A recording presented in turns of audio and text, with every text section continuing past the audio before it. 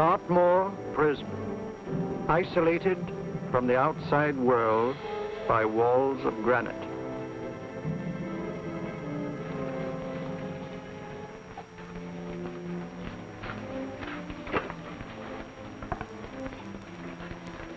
They say you could get out of here by merely telling what you know. You may or may not be another Scotland Yard bloke, but I'll give you the same answer I gave the others. I still have 2 years, 8 months, and 6 days left in which to make musical boxes. That'll be sold at auction for the benefit of this delightful sanctuary. And I intend to serve them.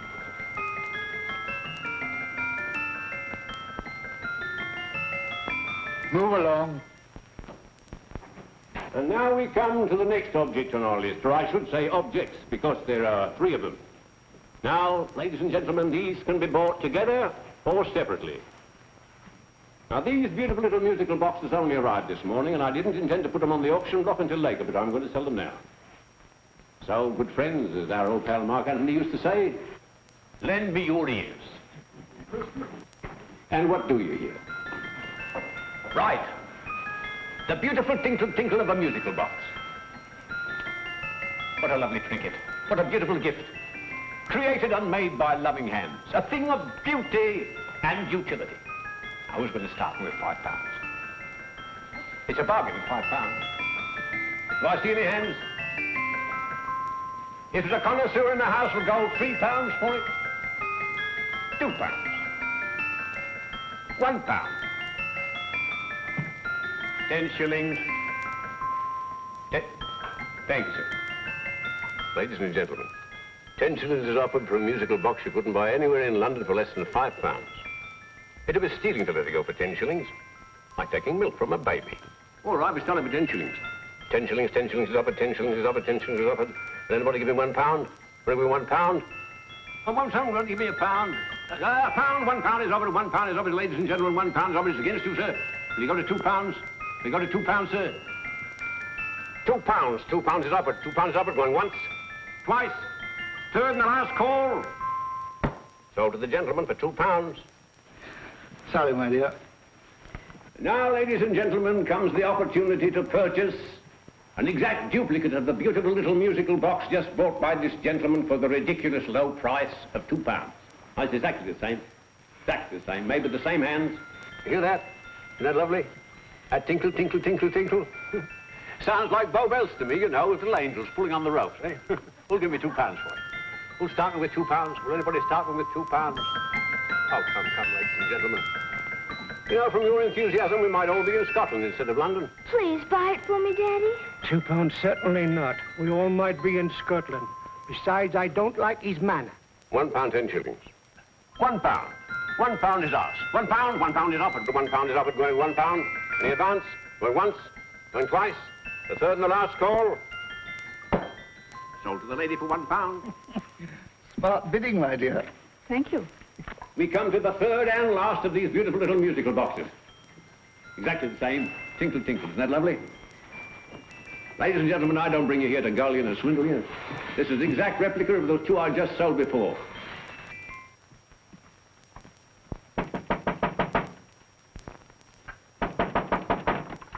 We're closed. But this is extremely important. Come in, sir, come in. I'm sorry to disturb you, but I was unfortunately delayed from arriving in time to bid on certain articles which I was rather anxious to obtain. Or perhaps they weren't sold, sir.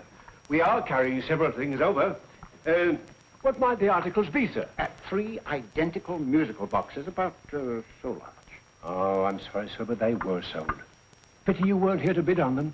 They didn't bring anything like the real value. I'm most anxious to obtain them. I wonder if your records would show who the purchasers were. Oh, we don't usually give out that information, sir.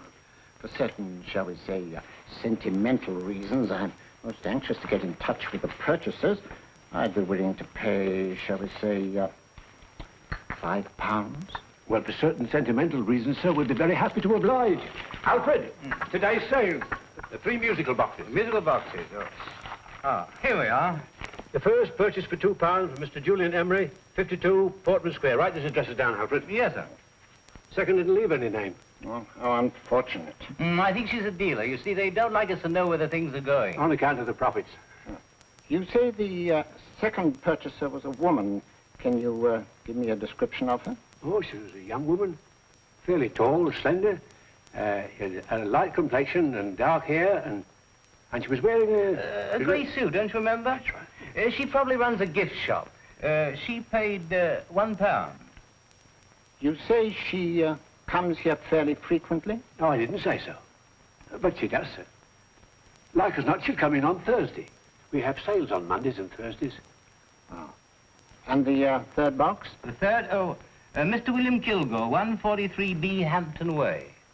For 10 shillings. Quite a drop from £2. Mr. Kilgore was a Scotchman. Oh. Thank you. You've been most helpful. Oh, thank you, sir. And any time you're passing, dropping, we always have lovely things for sale. How kind, sir? Thank you. I'll be back Thursday.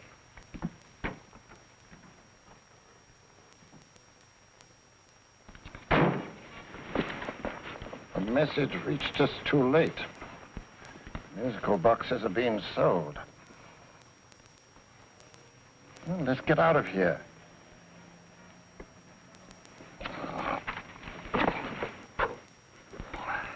Someday you'll go too far. Reaching for a star, you fool. Yet a fool may touch a star, Colonel Cavanaugh, if he but reach high enough. But not possess it as you would. The musical boxes, they're being sold. What a pity for you, my dear Colonel. Is it my fault that the message reached us only an hour ago? Is it my fault that they were sold? You can't hold me responsible for that. Hope for your sake you're right.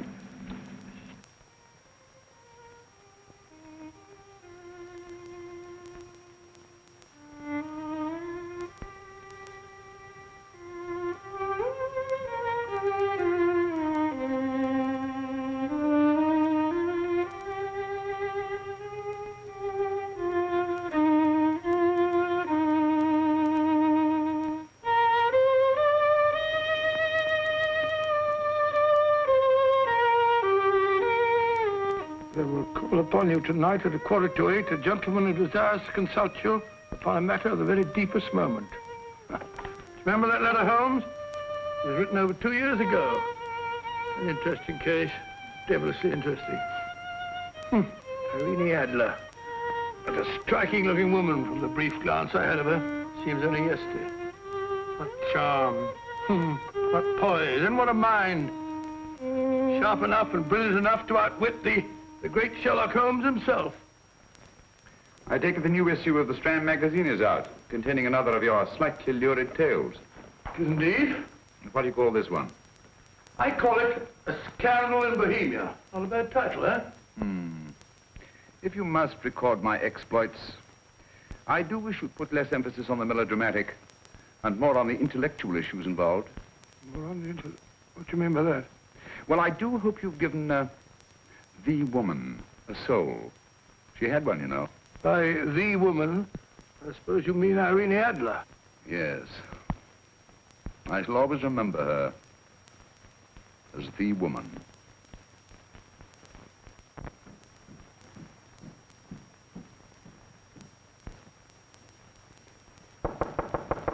Dorian? I think. That's the old boy. How are you? How are you, old boy? I haven't seen you for years. I want you to meet my old friend Sherlock Holmes. Holmes, this is Stinky. In other words, Julian Emery. How do you do, Mr. Emery? Watson has often spoken of you. Oh, has he? Yes, we were at school together. Yes, more years ago than I care to remember, but you didn't come in here just to remind me of that. No, I just happened to be in the neighborhood and saw your lights burning, so I took the liberty of looking you up. Still writing your mystery stuff? Yes, there's a new one out this week. Good, I never miss them. Oh, good, thanks. I say that bandage makes you look very interesting. Still poking your nose into other people's business as usual? Who hit you? I haven't the foggiest notion. Somebody knocked me on the head in my own living room, and then proceeded to commit the most idiotic burglary you ever heard of. Fellow must have been balmy as a coot. Balmy? Why? Come sit down, old boy. Would you You like a cup of tea? Huh? Oh, all right. I'll go and tell Mrs. Hudson. Yeah. Why do you say the robbery was idiotic, Mr. Emery? Oh, simply from the fact that with about £5,000 worth of musical boxes in my living room, the thief, who I caught in the act, made off with one that isn't even worth £5. I gather you're a collector of musical boxes. Yes, I am indeed. Some of them very beautiful, but not the one that was stolen.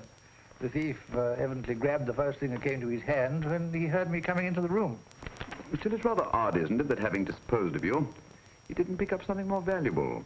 Mm-hmm. Was there anything unusual about the stolen box? No, nothing at all. No, I picked it up in the south of France, several years ago. You say you have many valuable music boxes, and yet the thief made off with one that isn't worth £5. Sounds like rather an intriguing little problem. Well, I take it that he was just an ordinary petty thief and didn't know the value. That is a possible explanation, and yet I venture to say that the average petty thief has a more extensive knowledge of the value of objets d'art than the average collector. Well, anyway, that's Scotland Yard's theory. They didn't get very excited about it. That's consistent anyway. I wonder if I might see your collection, Mr. Emery. Oh, of course you could, yes. Nothing a collector likes more than showing off his trophies. When will it suit you? No time like the present. Good. My place is just round in Portman Square. Shall we? Yes, right. Hello? Where are you going? Stinky hasn't had his tea yet. Oh, I'm sorry. We're going round to my place, where I'm going to give you something better than tea. Now, this one was made for Louis XV, and is one of the very few still in existence from that period, and a particularly fine specimen at that. Charming, isn't it? Quite. They all sound to me like a lot of mice running about on a tin roof. I'm afraid you have no ear for music, Watson. Give me a good old band playing a rousing march. You have all your silly little tweets.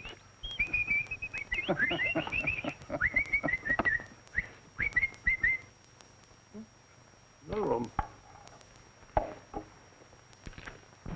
This is me.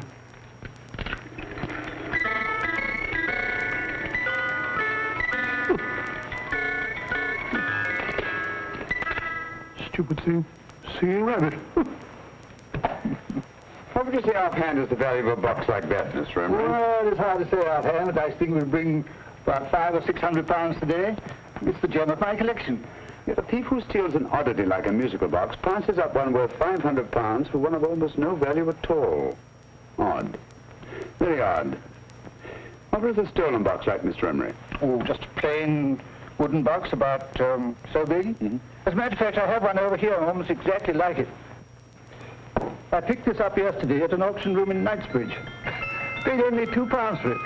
Of course, I wouldn't in the ordinary way add one like this to my collection, but the tune intrigued me. I'd never heard it before.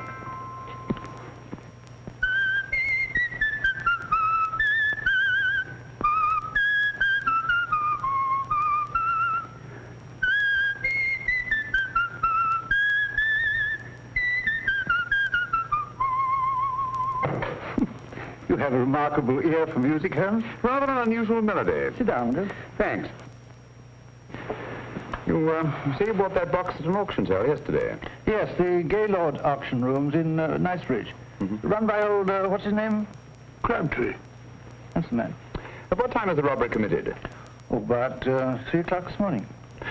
You know, Mr. Emery, that box and the robbery might well be cause and effect, especially since you say that the stolen box outwardly resembles this one a great deal.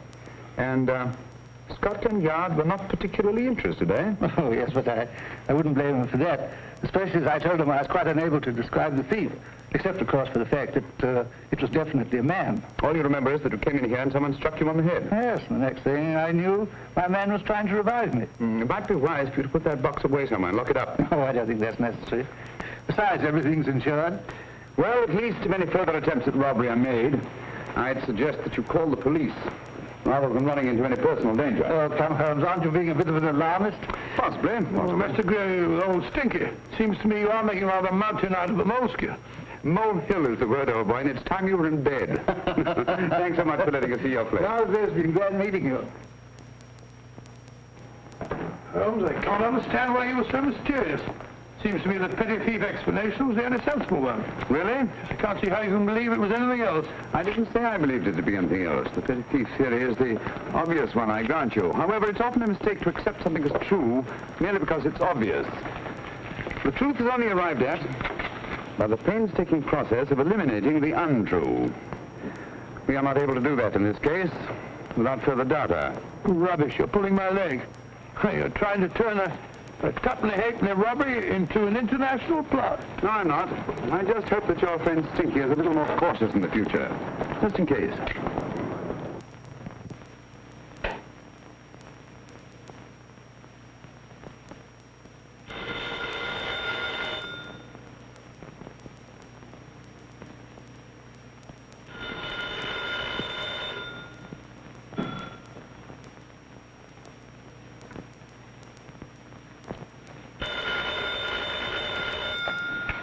Yeah? Yeah? Julian Emmerich here. Who? Why, of course I remember you, Mrs. Courtney. Yes. Yes, you're the one bright spot at that appallingly dull affair of Lady Sansa's. Huh? Of course it isn't too late to come around. Yes, I shall be delighted to give you a drink. I tell you what, come straight up and I'll leave the door unlatched. Right, well, 15 minutes? Good. I shall be counting each moment. No, I mean that, really. Right, goodbye.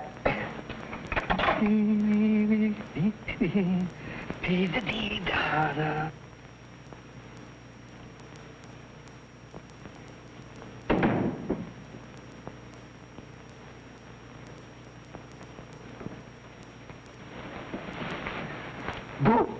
Oh, you startled me. Did I? Yes. Must be the pixie in me. I know I shouldn't have called you so late, but I was at a party just around the corner, and I remembered your invitation to see your collection of musical boxes. My dear Mrs. Courtney, the pleasure is all the greater for being so unexpected. My friends call me Hilda. Thanks. Mine call me Stinky. Stinky, how quaint. Oh, what a perfectly wonderful collection of musical boxes. You know, when you told me you had a collection, I had no idea it was so attractive. Yes. They appeal to the ear as well as to the eye. Oh, what a plain little one. Why, it looks just like a country cousin amid all this grandeur. No. You mustn't underestimate the country cousin. Only last night a burglar broke in here, and with all these to choose from, went off with one very much like it. Really? Yes, I don't mind the loss of the box so much, but I do resent this crack on the skull. But it makes you look so interesting. Oh, do you think so? It's funny, that's what old Fatso said. Fatso? I mean, Dr. Watson. He was here this evening with a friend, Mr. Holmes. He's interested in my collection, too. Sherlock Holmes? Yes. Do you know him? I've heard of him. Yes, he seems to think I'm in some sort of danger. What a haunting tune. It takes me right back to my childhood. Really? Do you know, it's odd that you should be interested in that particular musical box. Odd? Why? Because Mr. Holmes is also interested in it. He may have been more interested in the tune than in the box. I did, yes, that's right. I remember now. He whistled it note for note, having heard it only once. Really? He must be a remarkable man. Bit of an alarmist, if you ask me. Don't you believe in warnings? Of course not. Who'd want a box like that? I would. You're not serious. Oh, but I am. Well, you put me in a very awkward position. I'm a collector, you know. And the collector buys but never sells. But if the price were high enough... Price has nothing to do with it. It's the principle of the thing. Yes, well, we haven't had our drink. No, thanks. I must be getting along. Must you really? I'm afraid so. You're not walking out on me, are you? My reputation. Stinky. I say, you know, you are an attractive woman. Thanks.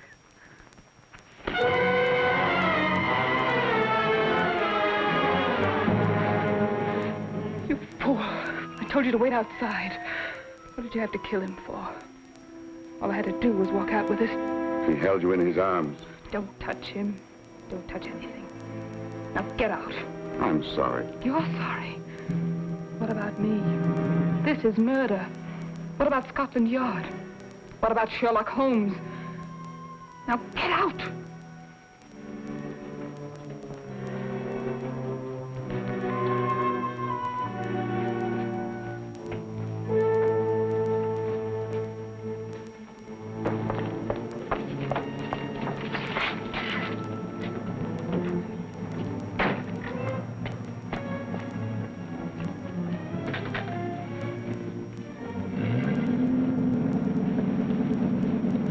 you get it? Good. Did you have any trouble with him? Just a matter of murder. Mr. Holmes. Hopkins. Thanks for coming so promptly. Inspector Lestrade suggested that I call through to you. Mr. Emery was the client of Mr. Holmes, Inspector. Indeed. You didn't mention that when I telephoned you, Mr. Holmes. Well, not exactly a client, Inspector. Sergeant Thompson? He was killed between the hours of 11 and 2 o'clock this morning, Mr. Holmes. Must have been someone he knew, someone of whom he had no suspicion. Poor old Stinky. It's all my fault. I should have prevented this. Well, it's no time to start talking about that now, Doctor. Apparently it's gone. That's the second attempt on the musical box that Emery bought at the auction sale. And this time it was successful. But that box was only worth £2. It was worth a man's life, Watson. I think we'd better pay a visit to Gaylord's auction room and that fellow Crabtree. Inspector, may I suggest that you make a complete search of this flat for a small, plain, musical box about that size? Thank you. Come on, Watson. You say the first box went to Mr. Julian Emery.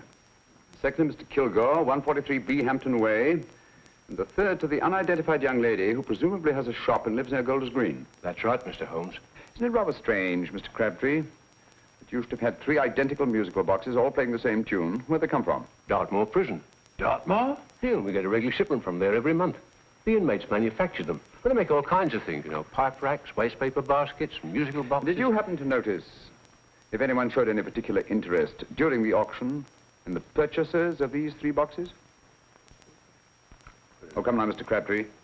This is very literally a matter of life and death. Well, since you put it that way, Mr. Holmes, there was a gentleman came in here about an hour after closing time, and he was in an awful state, he was. He gave me £5 to tell him where the boxes had gone to. He said they had a sentimental value for him, sir. Expensive sentiment. Can you describe him? He was tall, distinguished looking, and he had grey hair and a moustache. He was quite a gentleman, sir. What was his reaction when you were unable to supply him with the address of the young lady who owned the shop? I told him the young lady usually come back on Thursday. He said he'd come back on Thursday. Now, that's tomorrow. Thank you, Mr. Crabtree. You've been very helpful. Thank you. Come along, Watson. Where are we going now, Holmes? To the home of Mr. Kilgore, the man who bought the 3rd box.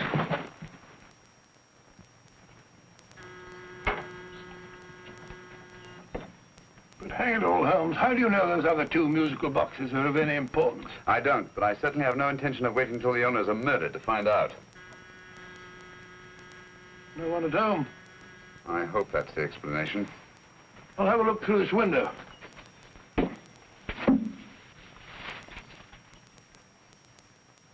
Doesn't seem to be anyone there. The whole place seems deserted as far as I can see. Yes. Mr. and Mrs. Kilgore at home? No. When do you expect them? Oh, in an hour or so.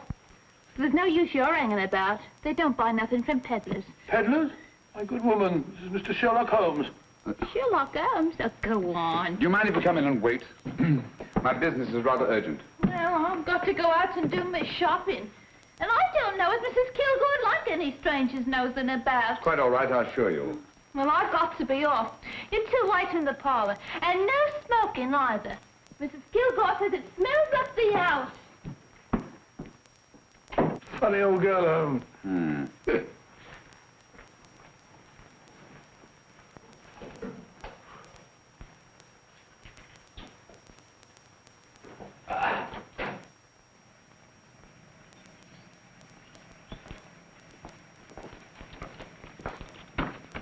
Park Lane.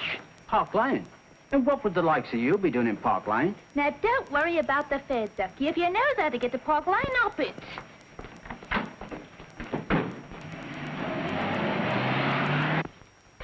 You know, Holmes, I've been thinking.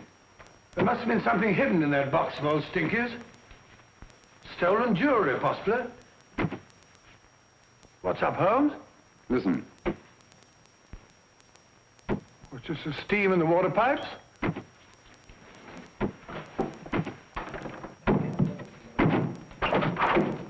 Watson! Great Scott! Come on, Holmes. Get on the chair here. It's all right, my dear. There. Now, don't worry. It's all over. There you are, dear. Don't cry anymore. She tied me up and shut me in the cupboard. I know. She won't come back. Did you show her your new musical box? Yes, she said she wanted to hear it play, and as soon as I showed it to her, she grabbed hold of me. I know. Now, don't worry. We'll buy you a new musical box. Yes, my dear, the best one in London. Watson. Oh, what a fool I've been. What do you mean, Holmes? She took the musical box out of this house and that market basket, right under our very noses. Why could the Kilgore charwoman want to take the music box? She isn't a Kilgore charwoman. She's a consummate actress. An extremely clever, unscrupulous woman who will stop at nothing. Take care of the child, will you, Wolfella, till our parents get back. Explain everything to them. Of course I will. But, Holmes, where are you going? Somewhere, somehow. I must get to the young lady who bought that third musical box before our opponents find out. I only hope that I won't be too late. Oh, no. No, darling, you mustn't cry anymore. Now, cheer up. Would you like to hear old Uncle make a noise like a duck?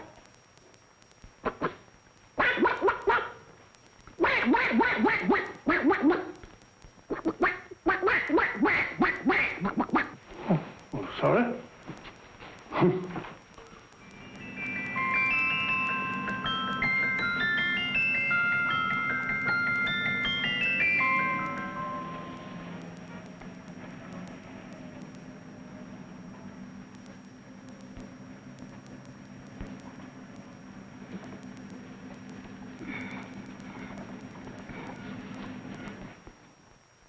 Now, ladies and gentlemen, how much am I offered for this beautiful lace Dresden china figurine? A lady of the French court. Now, this is the genuine article. What a beautiful ornament for your mantelpiece. Or you could use it as a centerpiece on the dining room table. Now, will somebody start me for £10? Will somebody start me for £10? £8? £7? All right, £5 is offered, £5 is offered, £5 is offered, £5.10, £5.15, £5.15. £6 is offered, £6, going once, going twice, the third and the last call. Have you all done? Sold to the lady from Twickenham for £6. Next, we have a real museum piece, ladies and gentlemen. A fine 19th century doll. A costume and exact replica of the holiday clothes worn by the Hungarian peasant women. Now, ladies and gentlemen, an article like this would cost you from £15 to £20 in a West End shop. I'm not going to ask you for anything like that. Who'll give me £2 for it? £2. Anybody offer me £2? £2 for the Hungarian? £2? £1. What? Does anybody give me £1? Anybody offer me £1 for the doll? £1 is offered, ladies and gentlemen. £1 is offered. Now, I'm not going to waste your valuable time or mine in trying to get one half of what this beautiful doll is worth. If the young lady can steal it for £1, that's her good fortune. So it's going once, it's going twice, the third and last call. Any more? Sold to the young lady for £1. And now, ladies and gentlemen, may I draw your attention to something which may be a great surprise to you, worthy of any collection. The only other one like it is in the British Museum. It's a Ming vase of the 7th dynasty. This vase lay in a large collection somewhere outside Rome for over 2 centuries, I understand. It was discovered there by the noted antiquarian, Sir Andrew Coppleston. Now, some of you may remember Sir Andrew Coppleston. Besides being a noted traveller and antiquarian, he's also a gentleman rider.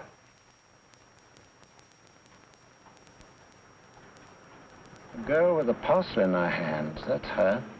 Are you sure that's the girl? Well, she fits perfectly the auctioneer's description. Follow her, Hamid.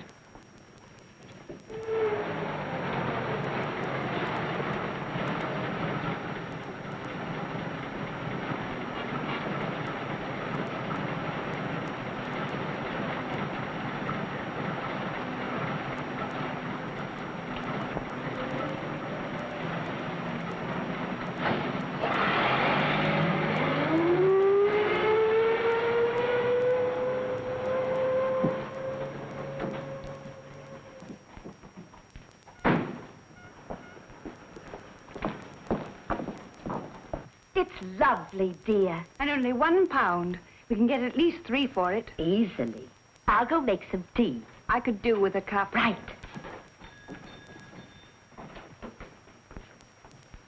Good afternoon. Good afternoon. I'm looking for a birthday gift for a 7-year-old girl. What would you suggest? We have some lovely dolls.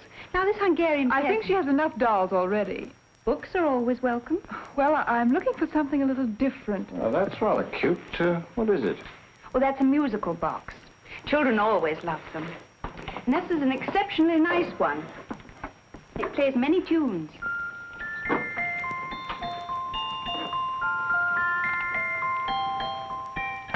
Have you any others? Yes. If you'll just step this way. I have only 2 left.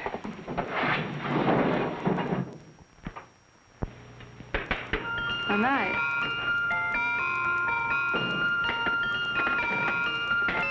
Are you sure this is all you have? I'm sorry. They're rather hard to find, you know. That's our entire allotment. I did have one other, but I sold it earlier this afternoon. But it was only a plain wooden one. It wouldn't have been a very nice gift for a child. Really? Do you happen to know who the purchaser was? Why, yes. He left his card, just in case anyone should inquire for him.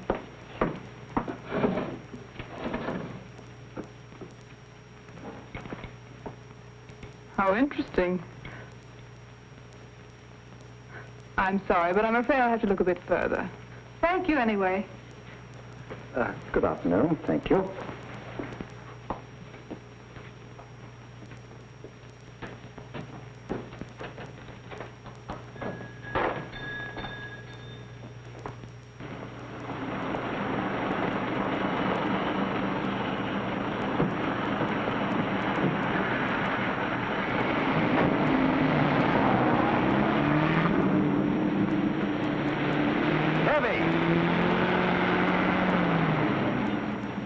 Follow that cab. Here, now, what?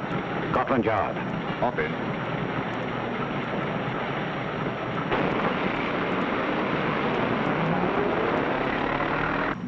Sherlock Holmes. I might have known.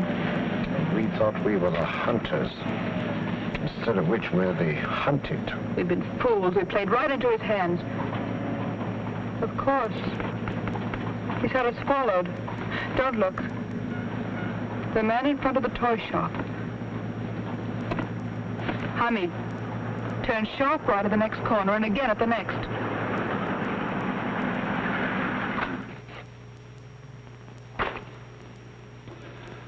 No photograph of her, Commissioner, as I expected. She's not a known criminal. But how do you expect to know if you do find her? After all, she was disguised as a charwoman. Don't worry, old fellow. If I ever see her again, I'll recognize her. Well, it won't be long till we know who they are and from where they operate. Who's covering them? Sergeant Thompson's following them, sir. They won't get away from him. He's a good man. We could have arrested them at Clifford's toy shop if we had any proof. But we know that they killed Emery. Proof, my dear fellow. We must have proof. We've x-rayed it, sir. There's nothing whatever concealed in the box. We'll have a look at the plates.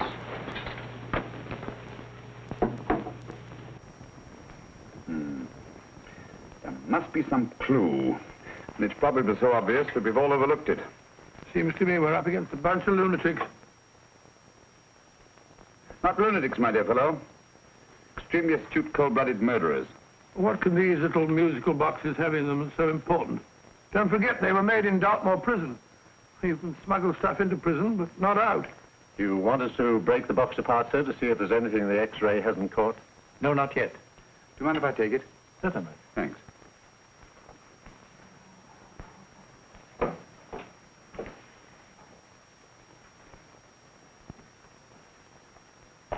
The governor of Dartmoor Prison informed us, sir, in answer to Mr. Holmes' question, that all 3 musical boxes were made by the same convict, John Davidson, serving a 7-year term, sir. Davidson? The Bank of England plate. That'll be all. Yes, sir. Now we're getting somewhere. Wait a minute. How did you know about the plates, Mr. Holmes? I'm a student of crime, Inspector. I make it my business to know about such things. And when the name of Davidson was mentioned... Well, who is this fellow Davidson? As long as Mr. Holmes seems to know all about it already, I suppose there's no harm in telling you. 2 years ago in London, there occurred a robbery of such tremendous importance, although the stolen articles themselves have no intrinsic value whatsoever, that the Home Secretary was instrumental in seeing that not a word of it appeared in any newspaper. But you never told me anything about this, Holmes. You were away at the time. Articles of no intrinsic value and yet of such importance? I don't understand. Davidson was apprehended within 15 minutes of committing the theft. But by that time, He'd hidden the articles in question, and they've yet to be found. Before going further, Dr. Watson, I must inform you that this matter's not to be mentioned outside of this room. Of course not. Do I look like a man who'd gossip? Let's not go into that now, old fellow, shall we? Davidson had been employed for years in a position of extreme trust by the engravings department of the Bank of England. The articles he stole were nothing less than a complete duplicate set of plates for printing £5 notes. What? The Bank of England's own plates? Precisely. And with those plates, a gang of crooks could flood England with £5 notes, not forged in the usual sense of the word, but notes undetectable from genuine Bank of England notes in any way whatsoever. Good heavens. Any whisper at all might have resulted in enormous damage in shaking public confidence in the Treasury. We tried everything after we arrested Davidson. Offered him a shorter sentence if he'd tell us where he'd hidden the plates. Why, we even put in Scotland Yard men with him as cellmates, but no result. Obviously, Davidson is a man of strong character and infinite patience. Yet suddenly he feels impelled to smuggle out the secret of the hiding place of the plates to his confederates. Why? I don't understand, Mr. Holmes. Well, for example, has the Bank of England made any plans to radically change the design of the £5 note so that in, say, 7 years from now, notes made from the stolen plates would be worthless? Confidentially, Mr. Holmes, such a move was discussed. But replacing all the £5 notes in circulation would be such a Herculean task that nothing's been done about it as yet. I see. Of course, there is another possible explanation. Davidson didn't have much time to find a hiding place before he was captured. He may be afraid that the plates will be accidentally discovered before he's released. Hence his anxiety to communicate their whereabouts to his confederates as soon as possible. I believe you've hit it, Mr. Holmes. I'm sure that the message is contained in this musical box. Or rather, in all 3 musical boxes, since possession of all 3 seems to be essential. Our opponents have 2/3 of the puzzle, we have 1/3. Well, what are you going to do, Holmes? Try to deduce the message from the 1/3 that we have.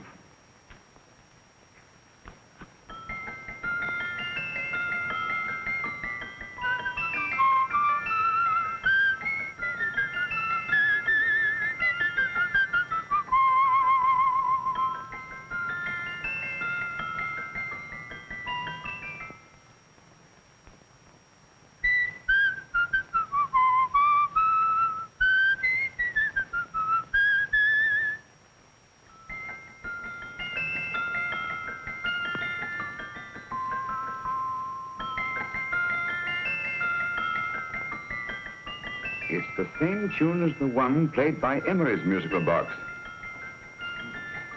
And yet it's different. Sounds the same to me. The tune. Somehow the tune is the key to the mystery. It must be the tune. Otherwise, why use 3 musical boxes to convey the message? Why not collar boxes or shoe boxes? Yes? Oh. It's for you, Inspector. Oh, thank you, sir. Inspector Hopkins speaking. What? Where? Golders Green Station reports they've just found Sergeant Thompson's body. From the tire marks on his clothes, he was apparently run over by a taxi. What an unfortunate accident. Not an accident, my dear fellow. I'm afraid it's murder. You never know just who you're going to meet when you're walking down a busy London street. Mrs. Orchid, Mrs. Brown, any subject of the crowd. Oh, you never know just who you're going to meet. So you better hold your topper in your hand, just in case you meet a lady on the Strand. Girls will think you're kind of sweet, and your day will be complete. Oh, you never know just who you're going to meet. Now a gentleman is judged by his appearance. Yes, a gentleman is judged by how he talks. Now he's much better off when he's acting like a top, especially if he's taking him a walk. What on earth is this outlandish place? A rendezvous for actors. Actors? Buskers, old boy. You've seen them 1,000 times. Actors who entertain the queues, waiting outside theaters. You're gonna meet when you're walking down a busy London street. So you better wear your best, go aside to look your best, 'cause you never know till you're gonna meet. Oh, you better keep your manners right in view. Just in case the lie you give the house you do. Keep your trousers in a pleat, shine your shoes and keep them neat, 'cause you never know just who you're gonna be. Blimey. Mr. Holmes. How are you, Joe? Never better. And yourself? Fine, thank you. I want you to meet a friend of mine, Dr. Watson, Joe's sister. Oh, well, any friend of Mr. Holmes is a friend of mine. Hi, Joe. He did me a good turn once that I'll never forget. Yes, I cleared Joe of a most unpleasant charge. Murder, no less. Really? By proving to the satisfaction of the police that he was busy at the time blowing open someone's safe. That's right, Governor. Good gracious me. Joe, now you can help me. Come on, buzz off, buzz off. Come on, off it, off it. Can't a gentleman have some peace and quiet around here? And you too. There you are, Mr. Holmes. Now we can have some peace and quiet around here. Thank you, Joe. There's £5 in this for you. Well, I wouldn't want to take it on myself, sir, but I can get somebody to do it for you for half of that. You don't know what the job is yet. For £5? Murder, ain't it? What? No, Joe, not murder, just music. I want you to identify a song for me. Oh, there ain't a song that's been written that I don't know. That's why I came to you. Of course, the violin is more my instrument, but, oh, well, here we go. Now listen to this, Joe.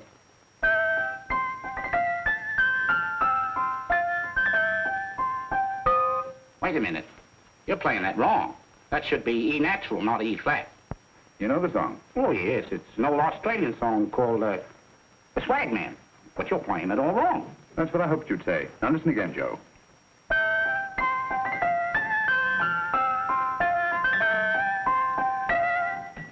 That's the same tune, all right.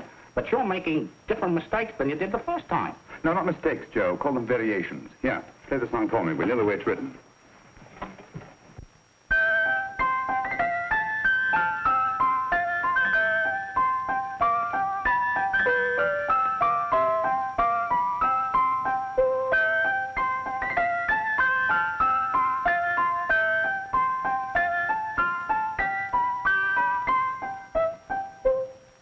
There you are.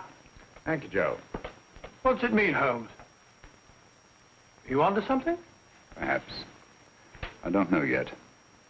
It's probably a code of some sort. Joe? Could you write the song down for me?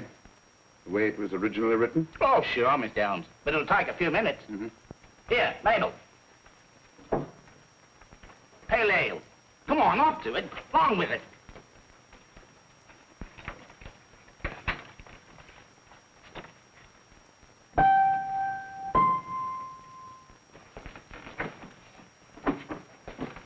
Well, obviously it isn't the lyrics.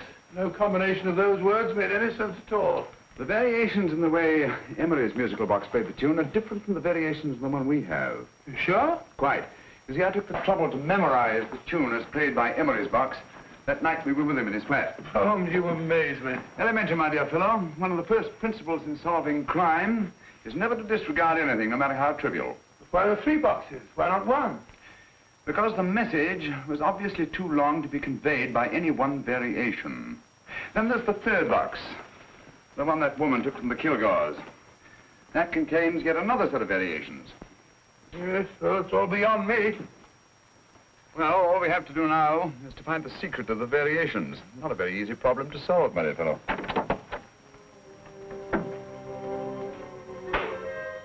Hello. What's up?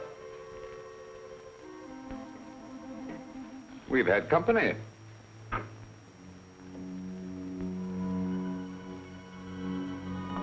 say, this is outrageous. Ask Mrs. Hudson to come in here, will you? Right.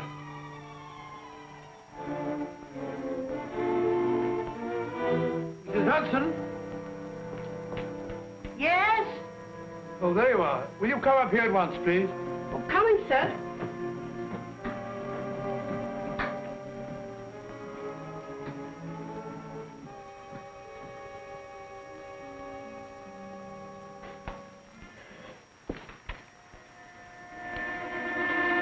Mercy me, Mr. Holmes.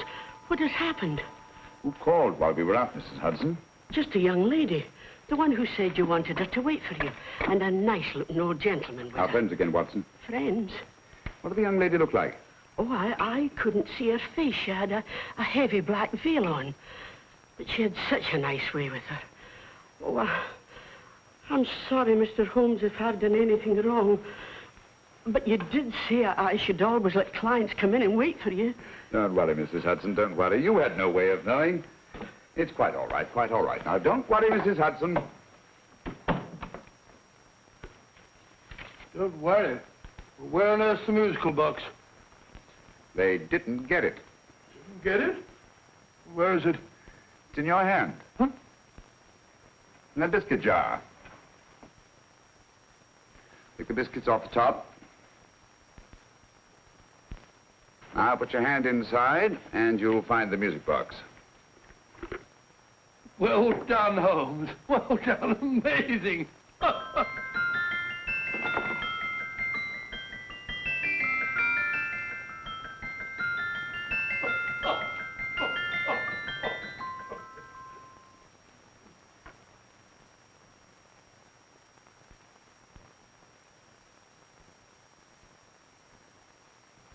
Whew. Nice fresh smell. Like a pub after closing time.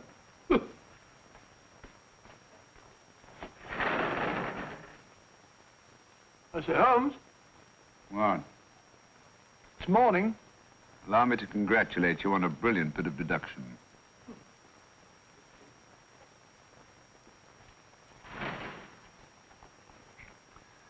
It's not a transposition, not a polygraph transposition, not a trigraph, nor any known form of decoding. How about the Morse code? Have you tried that? Yes, at about 3 o'clock this morning. I'm sorry, old man. I was only trying to help.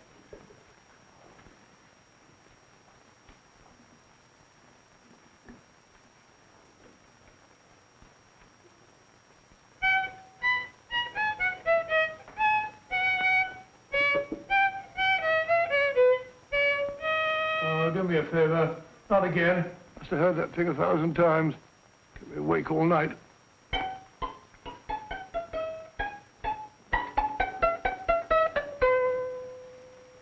Not a very distinguished composition, I grant you. You know perfectly well I don't know one tune from the other. When I was a kid, my people tried to have me taught the piano. I've always felt sorry for that old teacher of mine. The poor old girl finally reached the point of numbering the keys for me. 1, 2, 3, 4. Even then, I never progressed beyond... Numbering the keys, Watson. The 19th key of the keyboard is the 19th letter of the alphabet.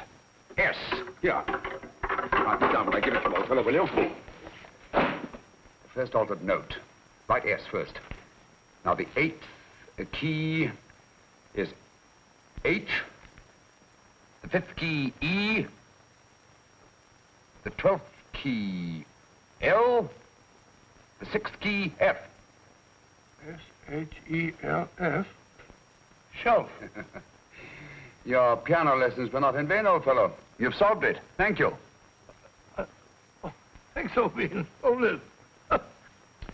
We now have 2/3 of the message.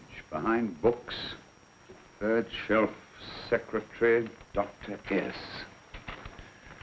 Presumably, these are the first and second portions of the message.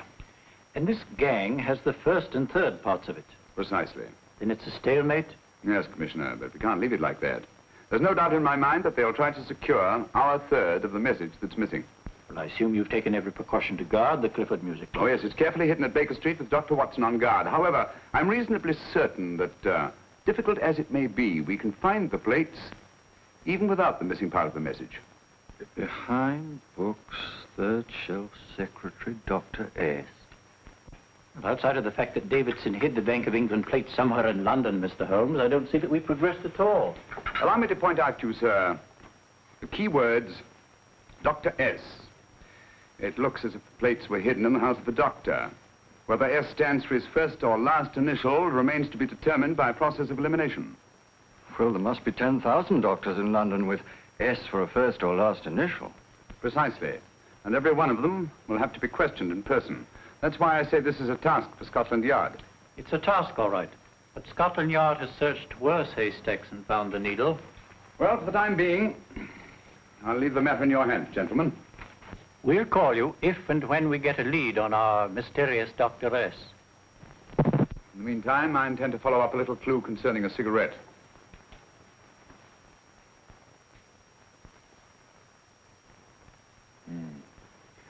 You're certain of the identification of the tobacco? Absolutely. I have made up this special blend for only 3 customers. It is almost pure Egyptian, with admixture of latakia for added body, and a pinch of perique. Merely a whisper, as one might say, for elusive fragrance. Yes, yes. And the 3 customers? Major Wilson in Bombay, India. Mrs. Catherine Leamington Smith in Ireland. Yes, and the 3rd? Mrs. Hilda Courtney of Park Mansions, Bryanston Square. Thank you. Thank you very much. You've been most helpful. It is a pleasure to have been of service, Mr. Holmes.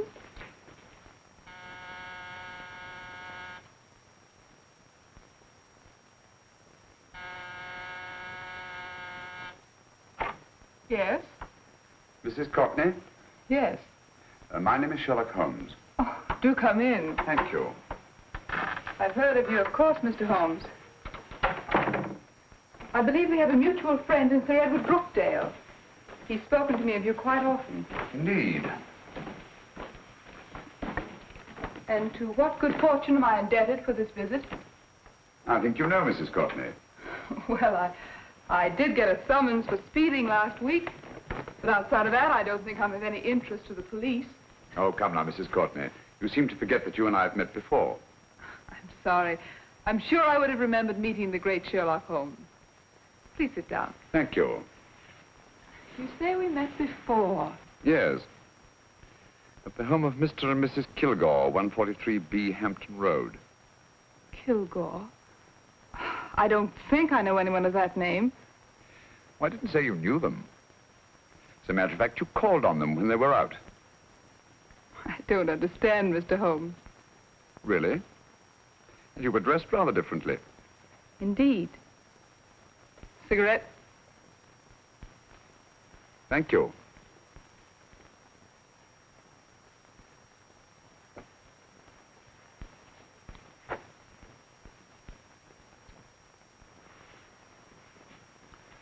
Thank you. You know, Mrs. Courtney, people generally forget, in assuming a disguise, that the shape of the ear is an almost infallible means of recognition and identification to the trained eye. Evidently, you've mistaken me for someone else. Oh, no, not at all. Though naturally, I expected your denial. But when you paid your visit to my rooms at Baker Street, you carelessly left behind another identification. They're, identical, aren't they? Yes, I must admit they are. You see, Mr. Holmes, to catch one as clever as you, I had to use a very special lure. I knew you'd be unable to resist the bait of my cigarette, having read with great interest your monograph on the ashes of 140 different varieties of tobacco. I should advise you not to move, Mr. Holmes. I must congratulate you on your ingenuity, Mrs. Courtney. It was indeed a brilliantly designed trap. Thank you, Mr. Holmes. Praise from a master is indeed gratifying. I shall always cherish the memory of your flattering words. Memory? Precisely. I'm afraid these gentlemen have a most regrettable task to perform. Unless, of course, you care to turn over the missing musical box with your pledge to take no action against us in the future. I'm afraid that will be impossible. I thought that would be your answer. Hamid! Careful! Careful. There's no need to be unnecessarily rough with our distinguished guests. You realize, Mr. Holmes, that your demise will not take place here. The corpus delicti, you know. Well, naturally. Shall we go? It's so fearfully awkward having a dead body lying about. Don't you agree, Mr. Holmes? Another dead body shouldn't weigh too heavily on your conscience, Mrs. Courtney.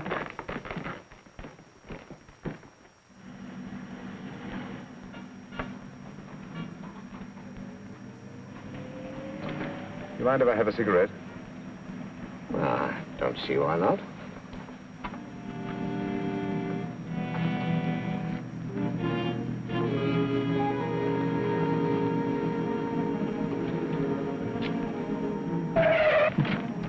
Be careful, Hamid. It's the brakes, they bind. Thank you, Colonel Kavanagh. It's very considerate of you.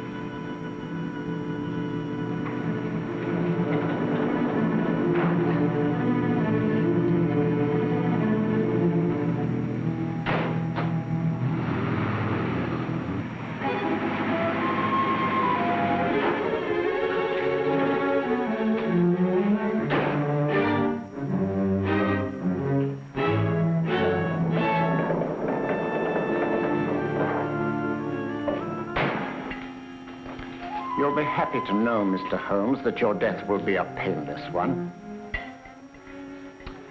Hamid, attach this to the motor of the taxi. That little attachment, my dear Mr. Holmes, contains the deadly fluid known as monosulfide. The Germans use it with gratifying results in removing their undesirables.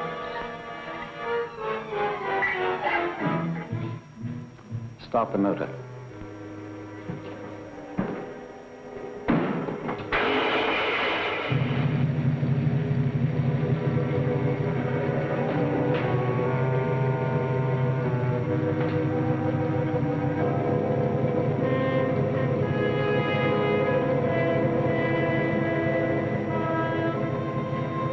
Tape his mouth.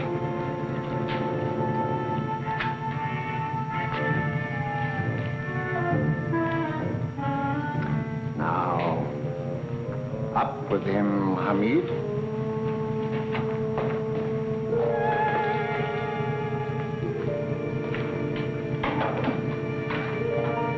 You find yourself like Muhammad's coffin, Mr. Holmes, suspended between heaven and earth. Plenty of fuel in the tank? Good. It would be too bad to have anything go wrong through so simple an oversight.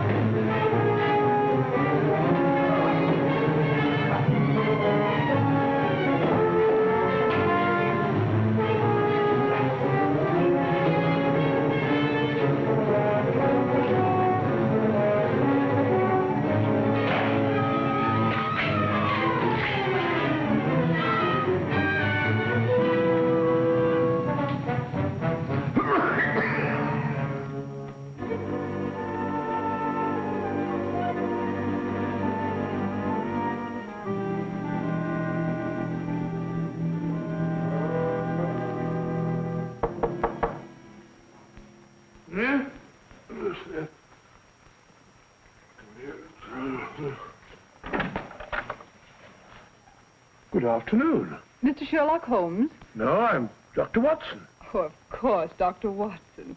How stupid of me. Oh, so stupid of me.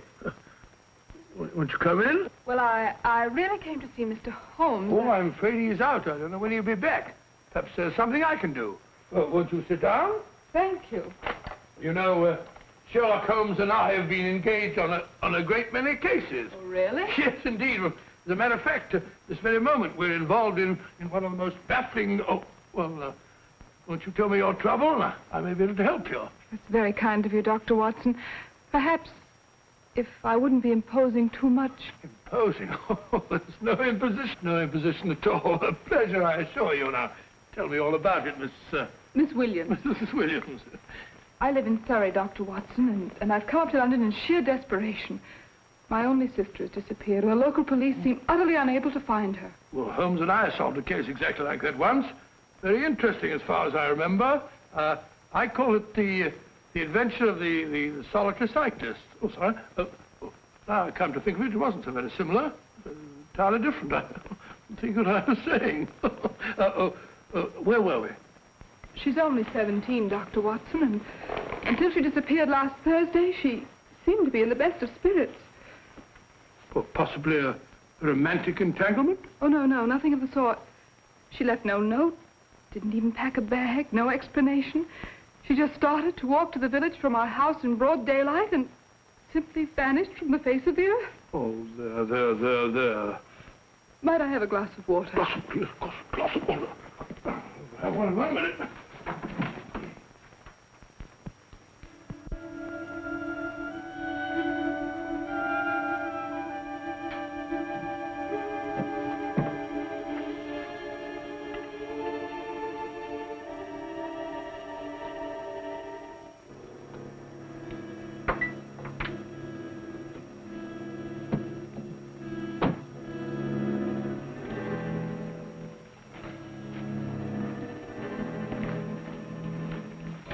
There you are, my dear. Thank you, Dr. Watson. No, you're not to cry anymore. You must pull yourself together. Oh, I feel much better already knowing that you're going to help me. Oh, Dr. Watson, look! Good heavens!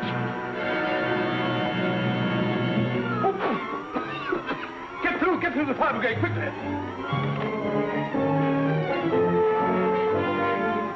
Haven't you a fire extinguisher?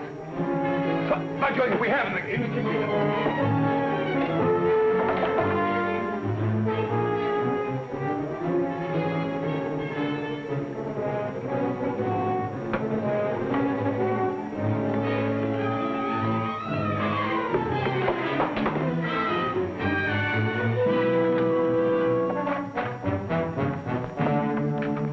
Don't you worry, Miss Williams. We'll have this thing out in no time.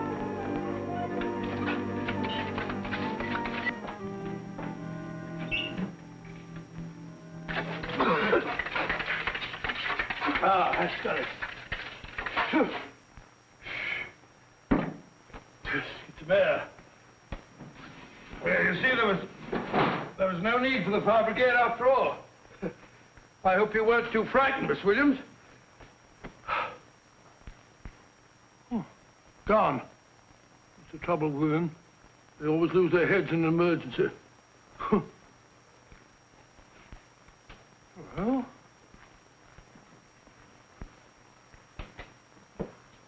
a musical box. Great Scott! Miss Williams!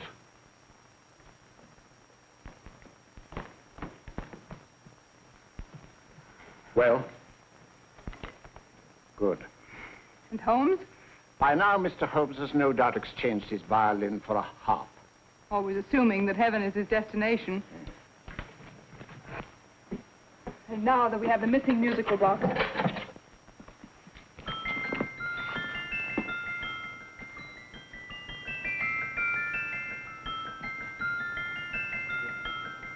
Nineteenth note. 19th letter. Yes. He hasn't been there, you say?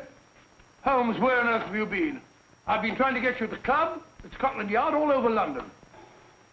You're looking for me in the wrong places. Holmes, terrible things happened.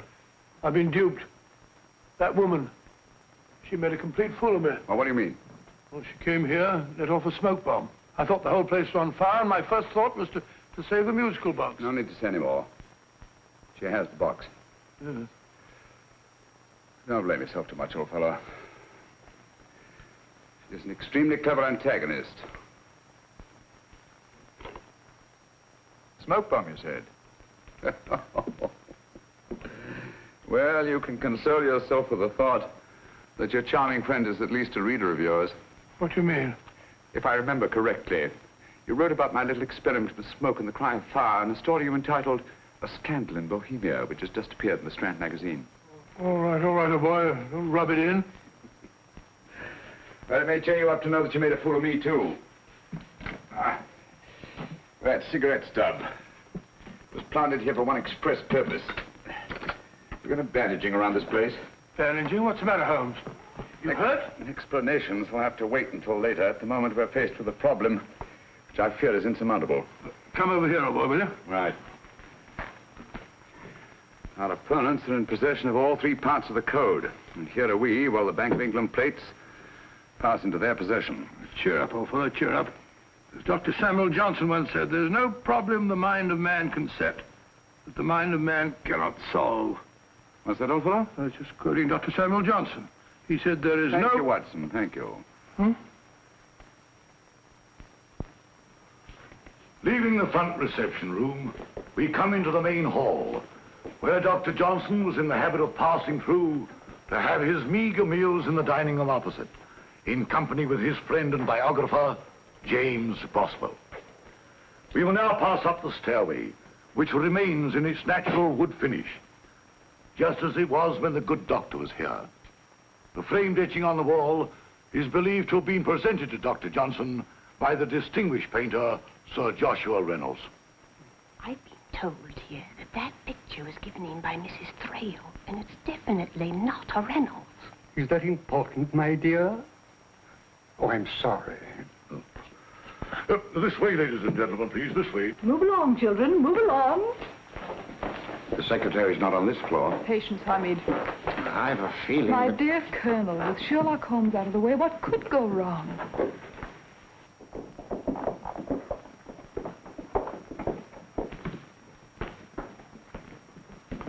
And here we have the Garrett Library, in which Dr. Johnson wrote his famous dictionary, and in which you will see also many of the great man's books and other items of interest.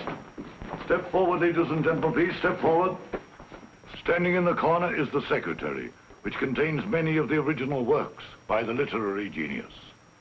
On this table, Dr. Johnson's cat, Hodge, used to sleep while his master worked.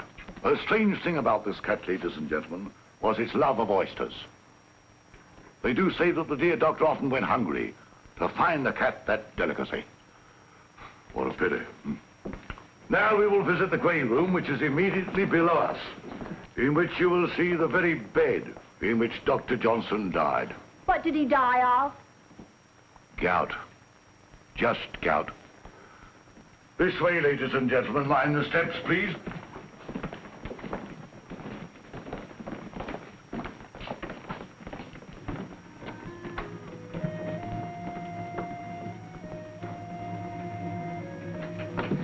Your keys.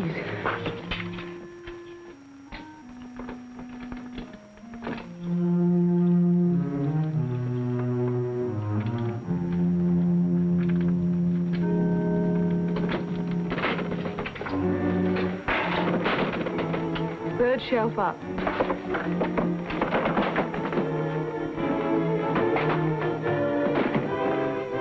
The knife.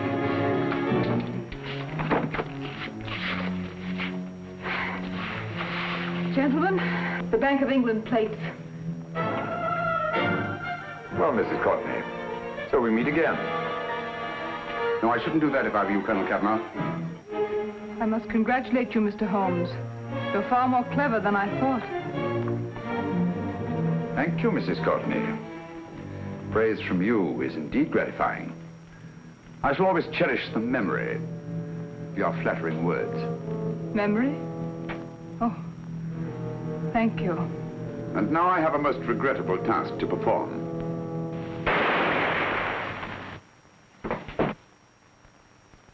Holmes! Coming, Holmes! Holmes! You all right? Perfectly, thank you, old fellow, but I think this gentleman on the floor requires some medical attention. We must see that he looks his best, you know, when he's hanged. Take them in charge.